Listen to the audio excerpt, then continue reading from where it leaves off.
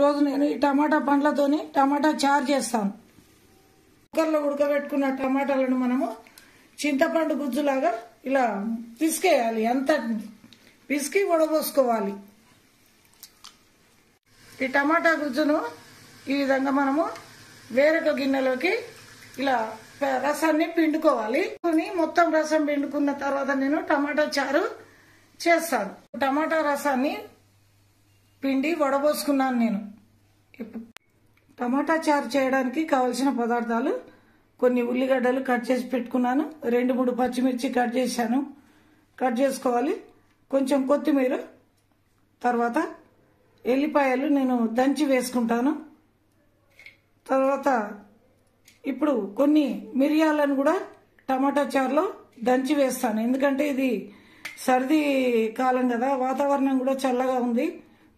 టమాటా చారు చేస్తున్నాను, తాలింపు వేసుకుంటున్నాను. ఇప్పుడు కొన్ని పచ్చిమిరపకాయలు తీసుకోవాలి, దంచిన ఎల్లిపాయలను తీసుకొని తాలింపులో వేసుకోవాలి.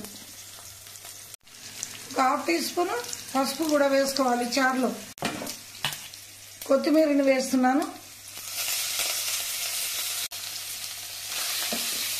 ఉప్పు వేసుకోవాలి తగినంత, సరిపోకపోతే తర్వాత కూడా వేసుకోవచ్చు. మిరియాల పొడిని వేసుకుంటున్నాను. తయారు చేసుకున్న టమాటా రసాన్ని ఈ తాలింపులో పోస్తాను. ఒక 15 నిమిషాలు మసలనివ్వాలి. టమాటా చారు రెడీ అయింది. చాలా చక్కగా మసులుతుంది.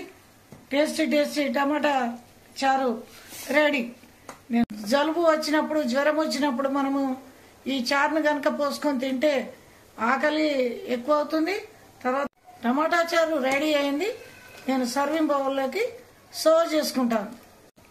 మీకు కనుక ఈ వీడియో నచ్చినట్లయితే లైక్ చేయండి, షేర్ చేయండి, సబ్స్క్రైబ్ చేసి బెల్ ఐకాన్ క్లిక్ చేయండి.